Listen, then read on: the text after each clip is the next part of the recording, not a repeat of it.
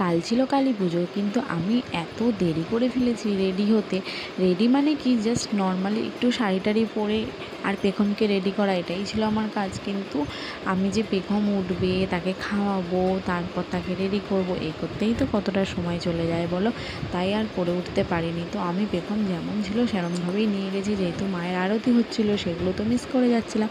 ঝটপট গিয়ে আমি বলি যাই আগে একটুখানি মায়ের আরতিটা দেখে আসি, তারপর হাতটা ফাঁকা হলে তখন নয় মেয়েকে রেডি টেডি করে তারপর একেবারে নিয়ে যাব। দেখো পেখমকে নিশ্চয়ই তোমরা দেখতে পাচ্ছ, প্রথমে একটা পেখমকে জামাটা পরিয়েছিলাম, কিন্তু এই জামাটা আমার খুব একটা ভালো লাগছিলো না বলে আবার জামাটা খুলিয়ে আমি ওকে নতুন করে সাজিয়ে তারপর আবার নিয়ে এসেছি। সেটা তোমরা পরের ভিডিওতে দেখতে পাবে। তো এই যে আমাদের বাড়ির মা, তোমরা অবশ্যই জানিও, মাকে তোমরা মন ভরে ডেকো, প্রণাম করো। মা সবার মঙ্গল করুক এবং আমাদেরও মঙ্গল করুক, এটাই চাই।